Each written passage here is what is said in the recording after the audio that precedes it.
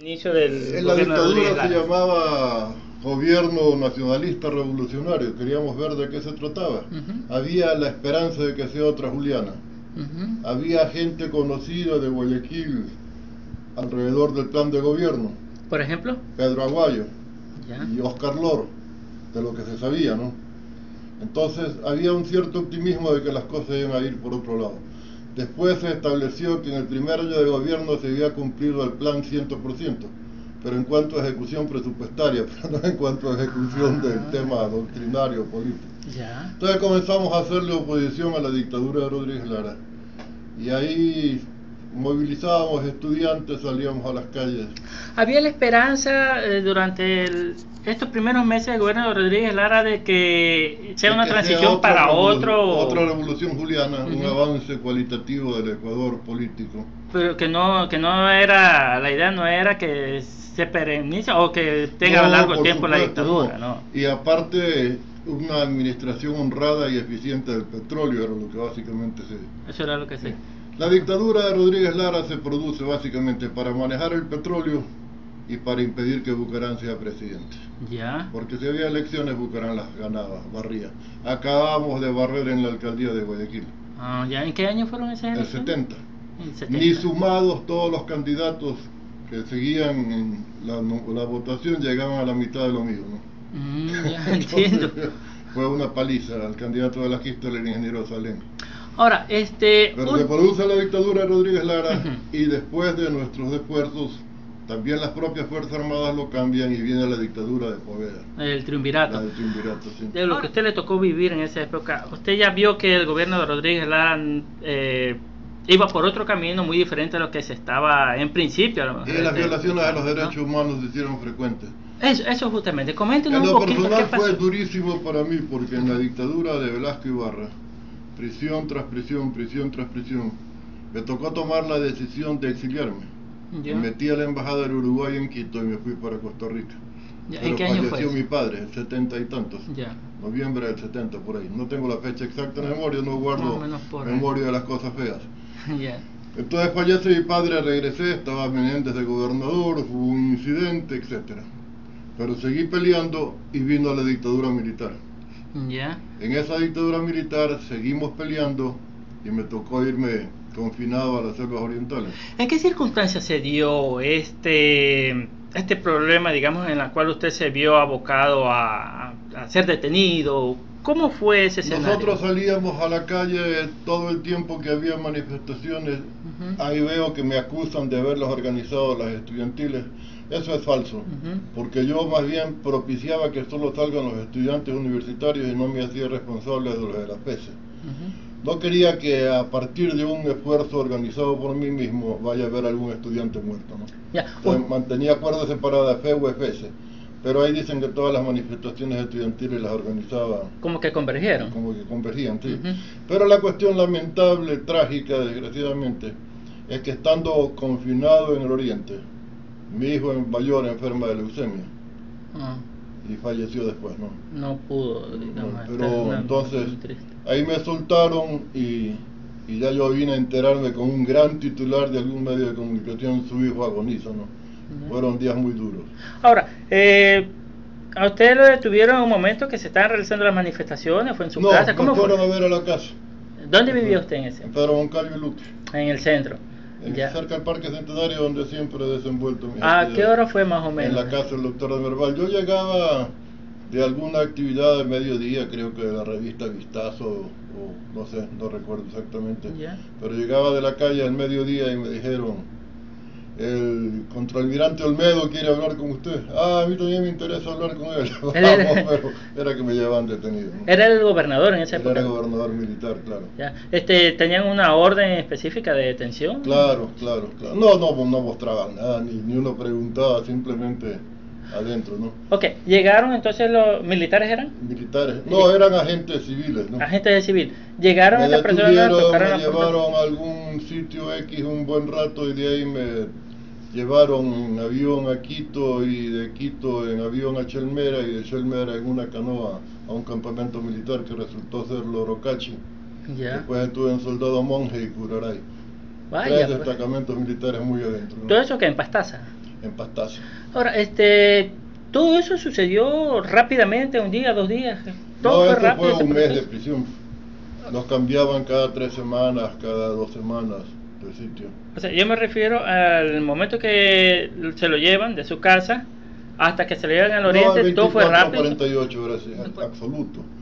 Quisieron molestar con la orden que era de tenernos presos en una de las casetas que usaban los petroleros. Los petroleros tenían unas casetas muy pequeñas para dormir, porque recordemos que en el oriente los cambios climáticos son abruptos. Así es. Pero estar en esa caseta de día es el infierno, ¿no? Porque es de zinc. Ya. Pero para la noche que hace frío no hay problema. Pero tuvieron la gentileza de mantenerme en una de las casas de los oficiales, aislado, con acceso a la biblioteca. Entonces yo aprovechaba los conocimientos de médico para atender pacientes cuando no iba el médico militar, que venía fin de semana, una vez faltaba, a veces no llegaba, o el odontólogo incluso hacía curaciones de muelas cariadas que ya no aguantaban más, las extraía, porque se le quedó al odontólogo una vez el maletín con su fierro. Y leía mucho. ¿Cuál era su lectura favorita en ese tiempo? Lo que había en la biblioteca del cuartel, porque ya le digo, los libros que me enviaron no me los entregaron. Entiendo. Y entre las lecturas encontré un manual escrito por el general Pinochet posterior, ¿no? Que había sido instructor militar de nuestra Fuerza Armada también. Caramba. Sí. ¿Qué interesante hubo en ese libro? Bueno, era la visión de la época de la seguridad nacional. Entonces, lo que es maltrato físico y todo eso no hubo. No, lo que no, sí absoluto. era el aislamiento. Y no faltaba algún tenientito por allí que se quejaba cuando estaba sacándoles el aire a los conscriptos. Ustedes creen que porque aquí hay algunos que están de vacaciones. No, yo no estaba de vacaciones, lo que pasa es que no tenía otra cosa que hacer sino lo que yo mismo me buscaba, ¿no? Ya, ¿cuánto tiempo estuvo en el Oriente Sumado confinado? todo fue como 3 meses. 3 meses. Sí. ¿Hubo cargos contra usted No, formalmente o solamente fue confinado? Todo era arbitrario, me confinaron y se enfermó mi hijo y me sacaron por eso, ¿no? Ya. Y una vez que ya le sacaron, ya retomó sus actividades. No, pues seguimos normales. peleando y hasta que ya acabamos con la dictadura militar y vino el régimen constitucional, se produjo el plan de retorno. Pero conste que en el plan de retorno muchos políticos como Rodrigo Borja o Osvaldo Hurtado participaron en la elaboración del texto de la nueva Constitución. Ya. Porque se planteaba o la Constitución del 45 con reformas o una nueva. Y se decidió hacer la nueva y se formó una comisión para redactarla. Pero yo no estaba entre los que tenían simpatías en las Fuerzas Armadas como para que me hagan integrar. ¿Verdad? Como dicen los cables de que el gobierno de Estados Unidos o Estados Unidos a través de sus embajadas monitoreaban, vigilaban o estaban al tanto de todo lo que sucedía. Bueno, ese es el rol de todas las embajadas. Cuando a mí me ha tocado ser embajador precisamente en Venezuela, que es un país tan agitado estos días, yo tenía que constantemente informar a mi gobierno cómo veía la situación venezolana. Y en alguna ocasión tuve que hacer de emergencia para poder informar con certeza 15 desayunos, 15 almuerzos y 15 cenas, para en 2 semanas tener una visión global con gente de todos los partidos políticos, con gente de los sindicatos, etcétera, para decirles, veo mal la cosa, aquí se va a venir un golpe. Ya. Efectivamente ocurrió. Después me felicitaron por el informe, pero esa es parte de la labor del diplomático, no es mentira, Dolor. ¿Usted se refiere a la época que hubo el golpe en el año...? Cuando Carlos Andrés Pérez, que eran los indicios de los comienzos de Chávez. 92 creo que era. Yo estuve en Caracas hasta el 98, 94, 98. Sí. Entonces se podría decir que era una especie de práctica común que, por ejemplo, la Embajada de Estados Unidos no solamente esté informado de las cosas que suceden, sino que también de una u otra manera tenga cierta participación, digamos, en el quehacer político en esa época, por ejemplo, en la dictadura. No, estamos hablando de información. Y le digo que ese es el trabajo común de los embajadores y yo lo hice para el Ecuador, en mi caso, cuando yo fui embajador en Venezuela. Ahora, la participación, ¿cómo podría yo participar en Venezuela, por ejemplo, en alguna labor? No, me refiero en el caso de la dictadura de Rodríguez Lara. Sí. Había más allá de la información que recibía la Embajada de Estados Unidos sobre la situación en Ecuador en esa época. Había tal vez un poco más de participación, se veía que había participación. Presumible, pero no tenía yo ningún contacto con la embajada porque tampoco era de sus amigos, ¿no? Yo era más bien sospechoso de ser demasiado izquierdista por el gusto de la embajada de la época y ya está, ¿no? Pero yo era el joven que andaba agitando en las calles y molestando contra la dictadura militar, ¿no? ¿Cuánto tiempo duró esta época de agitación durante el gobierno de Rodríguez Lara, en la cual usted, como usted Sí, mismo hasta que señala, terminó la dictadura de él y vino la del triunvirato, donde la corrupción fue muy grave y yo mismo hice denuncias como el caso Tokura y otros, ¿no? Ajá. Y hubo asimismo más persecuciones contra sí, otras claro, personas. sí. Eran muy fuertes esas represiones. Eran prisiones en donde a veces era gana de molestarlo, de mantener la vida tensa, ¿no? El 430, así, 4 días de cárcel y 30 de multa, o al revés, y yo qué sé. Pero eran entradas y salidas de la cárcel, ¿no? A veces en el panóptico de Quito. Ya yo tenía tantos ingresos que tenía colchón propio. Ya estoy aquí de vuelta, mi colchón gritaba y ya me tenían listo todo, ¿no? ¿Y durante esa época, durante ese tiempo, fue la única vez que lo detuvieron o tuvo otra No, yo detención? estuve preso desde Velasco Ibarra cuando se proclama dictador. Después de que me votan de la alcaldía, yo sigo insistiendo. A veces ocurría que salía, declaraba y me volvían a meter preso. Ya. Porque yo no paraba de protestar, ¿no? Pero la única vez que lo confinaron fue en esa Con la dictadura militar. Pero generalmente era detenido y llevado al penal García Moreno. He estado preso en la cárcel de aquí, en la penitenciaría litoral. En época de la dictadura estuve preso en una cárcel de Manaví porque me capturaron yendo a Puerto Viejo.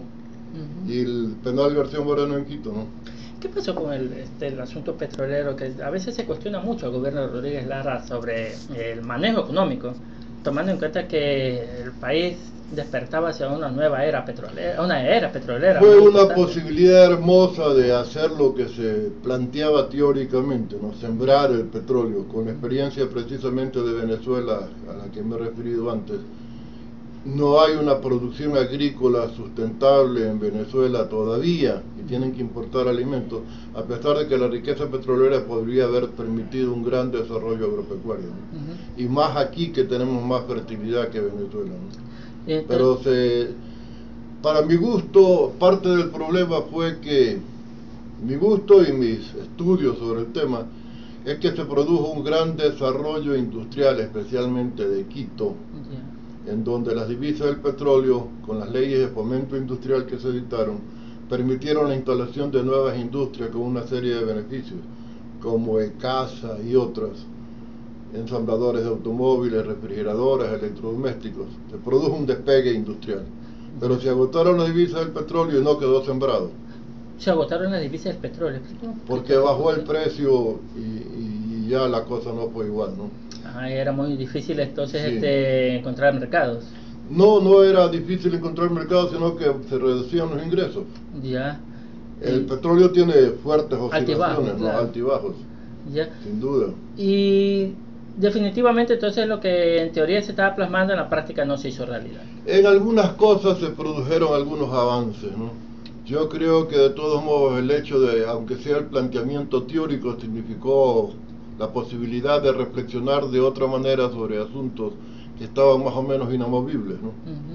La República venía siendo un hecho complicado en lo ideológico.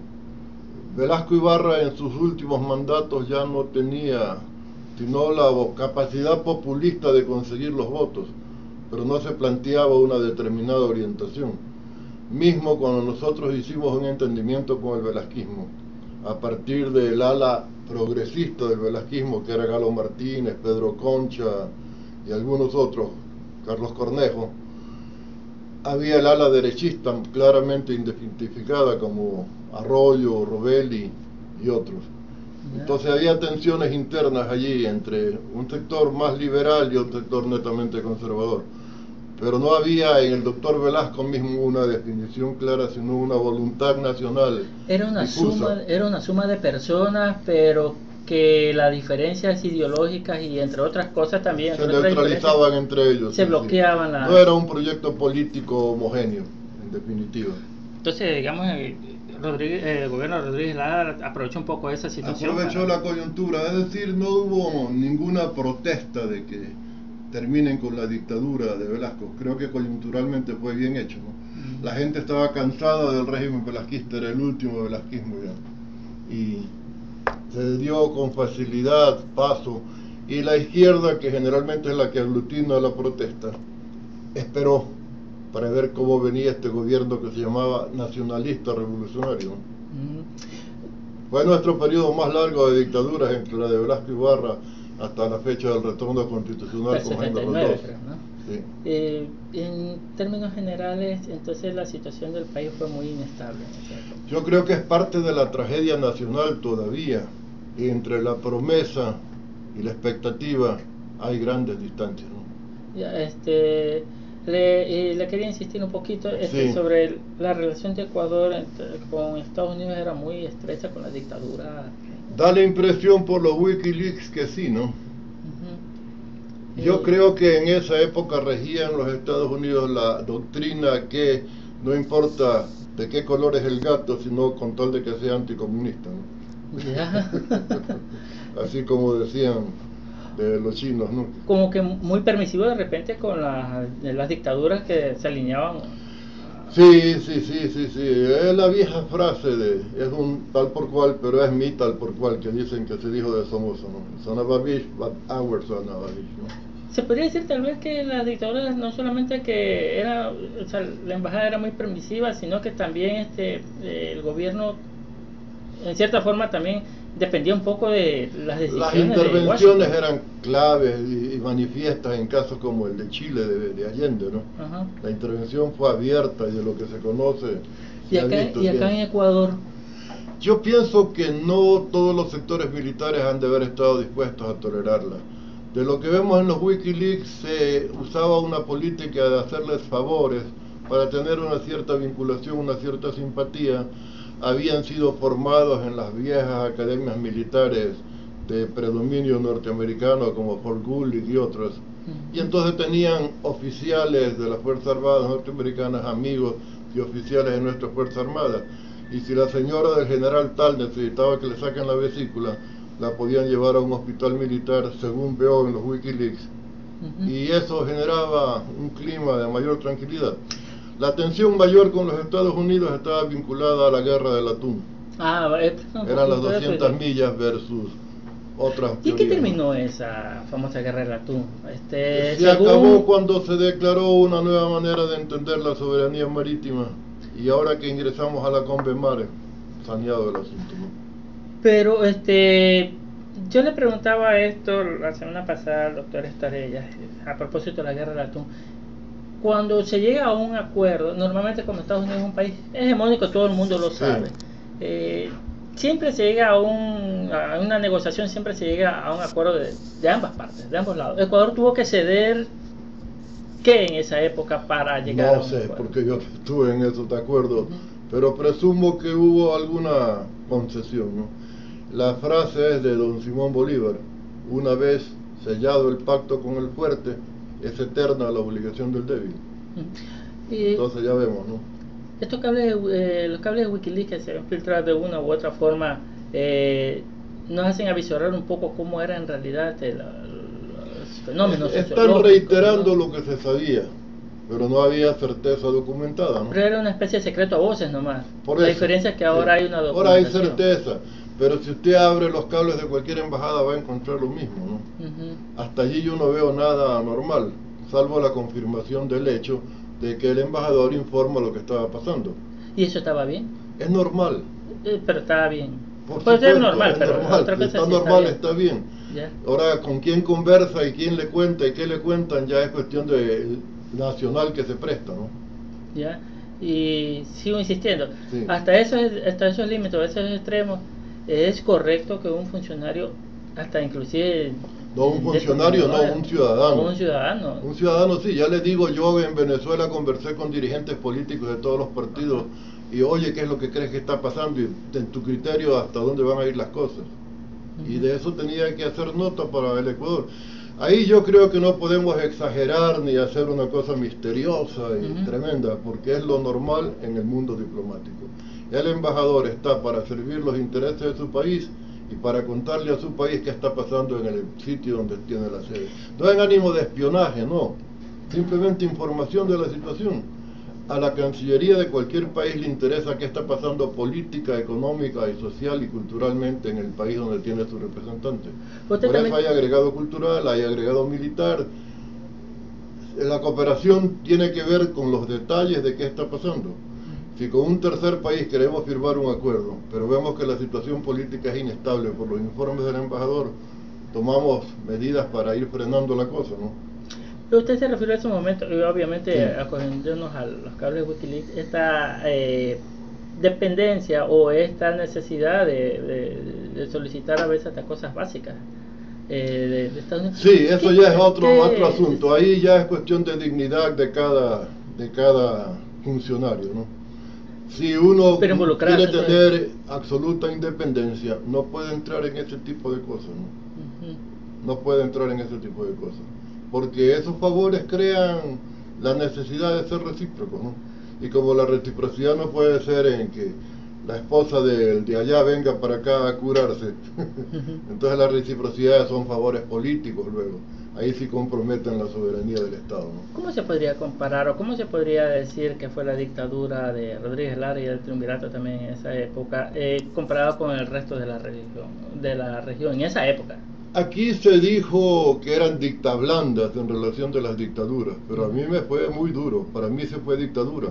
Lo que pasa es que muchos de los que la calificaban de dicta blanda la podían llamar así porque no se atrevieron a fajarse contra ella, ¿no? Hubo mucha contemplación de algunos sectores, ¿no? ¿Qué sectores? Sectores de las distintas tendencias, unos que esperaban que esto sea realmente una dictadura progresista, entonces no pelear con ella porque va a ser progresista, y otros por el simple miedo y comodidad de no tener represalias, porque parte de lo que nos ocurría a nosotros también tenía ese objetivo, sembrar la sensación de que si se metían con ellos iban a tener problemas. Doctor. La amenaza, el miedo como instrumento de acción política es viejo. Lo que pasa es que hay alguna gente que estamos curados de espanto, nos vacunaron de chiquitos contra el miedo.